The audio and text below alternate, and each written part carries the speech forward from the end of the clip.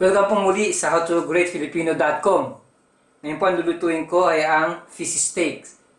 Po ang gagamitin natin ay ang bangos. Pwede po kayong gumamit kahit anong klaseng isda rito, tilapia or galunggong, basta fresh lang po. So mangyari lang, hiniwa ko na siya, nilinis ko na po yung ating bangos. Tapos meron po tayo ritong lime. Pwede kayong gumamit ng lemon or calamansi. Kukunin na natin yung juice niya. Onion ring. Kailangan po ang cut nyo is dahil garnish lang po ito sa ibabaw. Kaya wag po yung chop or slice. Garlic. Meron tayo itong soy sauce or toyo. Suka, paminta, brown sugar. Gagamit din po tayo ng tubig at cooking oil. So, umpisa na po natin yung pag-marinate ng ating fish steak sa ating pong lalagyan. Lalagay ko na po yung ating malinis na bangos. Lalagyan na po natin yung ating chopped garlic. Sama na po natin yung ating toyo.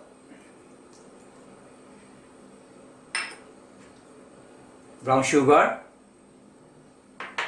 Ang ating paminta. Suka.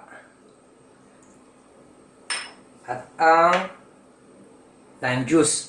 Gaya na sinabi ko, pwede kayong gumamit ng kalamansi or lemon juice. Nangyari lang, lalamasin ko na siya. Tapos, mas maganda kung na-marinate nyo siya ng mga 4 hours. Kung mas maganda kung overnight bago nyo lutuin. Pero sa akin ngayon, mga within 1 hour lang, lulutuin ko na po siya. Kailangan mag-penetrate po yung lasa ng ating sauce sa isda. Tapos, tuturo ko sa inyo yung next procedure or next step. Ganyan lang po. So, lalagay ko po ito sa fridge mga 1 hour. Tapos, ready ko na po siyang i-fry. Okay po, umpisa na natin ang pagpiprito ng ating bangos sa ating frying pan. Naglagay na po ako ng mantika. So, wag po masyadong mainit yung mantika dahil once na dinarap natin ang ating bangos, titilamsik po siya, kaya konting ingat lang po dahil alam nyo napakahirap magprito ng bangos, talagang tumitilamsik po yung mantika. So ngayon, hindi po siya overheat, lalagay ko na po siya.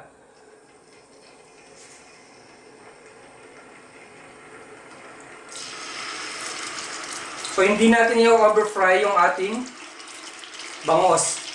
Nga half cook lang siya kasi lulutuin ulit natin siya sa sauce.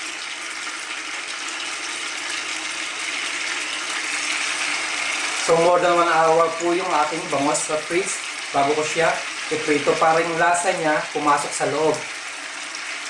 Ngayon dahan-dahan po lalakasan ko yung apoy. Tsaka na ako lalayo dahil sigurado titilamsik po yung mantika.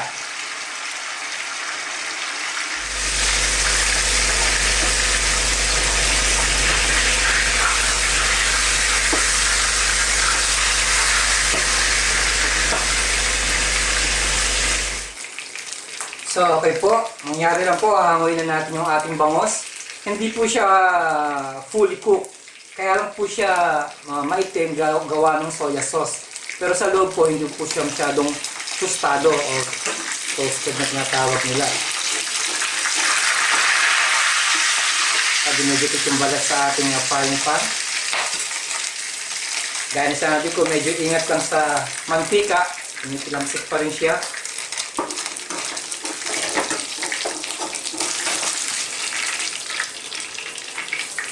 So, mangyari lang, the same oil po yung gagamitin natin.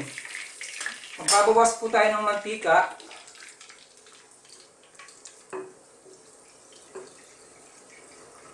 Kuha lang tayo ng konti dahil nandun pa rin yung lasa ng ating piniritong bangos. So, susunod, maglalagay tayo ng garlic.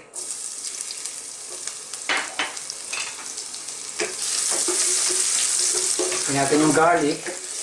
Tingnan natin sandali. Tapos po, yung minarinade natin na sauce, hindi po natin tatapon. Sasama po natin siya. Yun ang magbibigay lasa sa ating fish steak. Lagyan na natin siya. Yung natira pang bawang.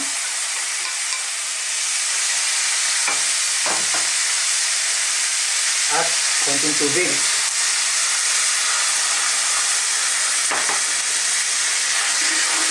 Ilan natin. Ngayon po ilalagay na natin yung ating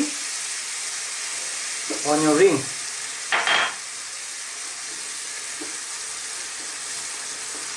So, ganyan lang po kasimple. Tapos, lastly, lalagyan na natin yung ating bangos.